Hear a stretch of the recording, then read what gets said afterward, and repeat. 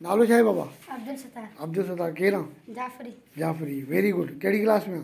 6th class में। 6th class में। अॼु तुंहिंजो वॉलंटरी क्लास आहे हिते छोकिरनि जे लाइ। ऐं तूं छा सेखारदे? फ्रैक्शन। अणपूर। फ्रैक्शन माना? अणपूर। हाणे 4 दर्जा ॾिना विया आहिनि। 2 भाङे 5 काटू 1 भाङे 4। और हे कहिड़ो आहे? 2 भाङे 5 प्लस। हाणे हे माइनस में आहे, हे प्लस में आहे, हे मल्टीप्लिकेशन में आहे, डिवीजन में आहे। ठीकु आहे? हाणे हे तूं असांखे ॿुधाए त हिन जो तरीक़ो ॿुधाए कीअं कबो। हाणे असां पहिरां साम्हूं वारे हेॾां बि खणो पोयां बि। असां साम्हूं वारे सां पहिरां हुन सां टेबल हणंदासीं, खोड़ो हणंदासीं, जेको जंहिंसां लॻे। हीअं बि लॻी सघे थो, हीअं बि लॻी सघे थो। हीअं में लॻे थो लॻाईंदासीं, हीअं में नथो लॻे त पोइ हीअं में लॻाईंदासीं। ओके। हाणे असां हीअं में लॻायो आहे। कीअं लॻायोसीं? ॿ खां 4 हे कटे छॾियोसीं, 1 ॾिनोसीं, हेॾे 2 आया।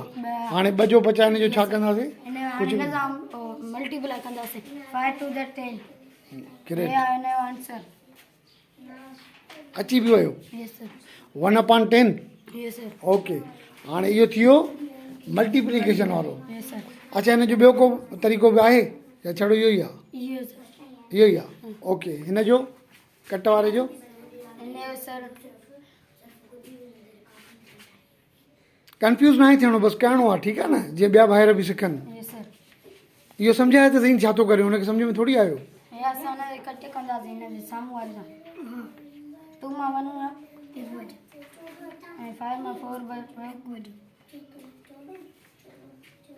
हे असां डिवीजन कयूं था। बसि इहो ई आंसर ईंदो न।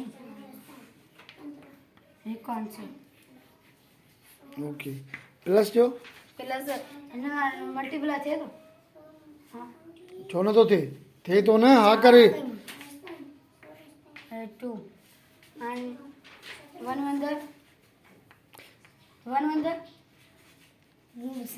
सिंधीअ में ॿुधाए, सिंधीअ में ॿुधाए। हा। 5 ॿिए खां 10। हिन जो आंसर छा आयो? इहो हिकु काॾां आयो इहो ॿुधाइसि। इहो हिकु किथां आयो तूं ॿुधाइसि न। हा। जेको लाथोसीं 1 1 1। हिनखे हिन सां ज़र्ब कयोसीं त हिकु ई आयो। हिकु ई आयो। हिनखे असां ज़र्ब कयोसीं त हे ई आयो। 5 ॿिए खां 10 त 1/10 थी वियो इहो जवाबु। ओके। बाक़ी कहिड़ो रहियो? प्लस वारो?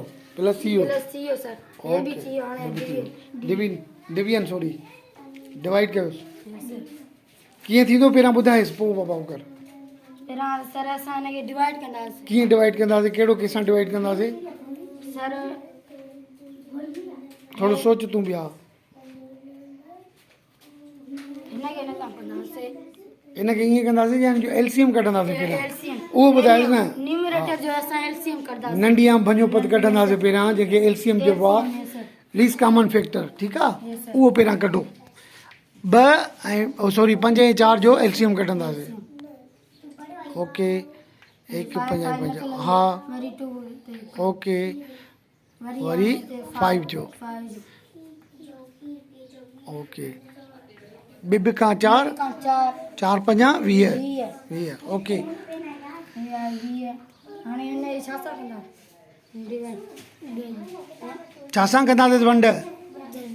हे एलसीएम त निकिरी आयो। हाणे छा करिणो आहे अॻिते? हला छा सही थो चए? 2 सां कीअं कंदासीं?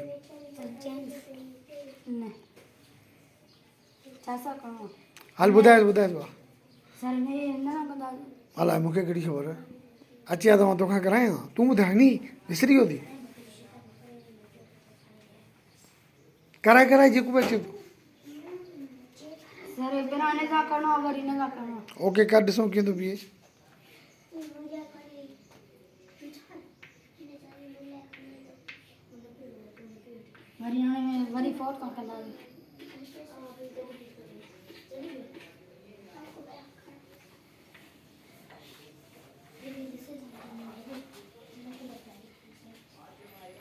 रियाज़ीअ खां सवाइ चाढ़ो ई कोन्हे को। रियाज़ी सिखणी पवंदी आहे।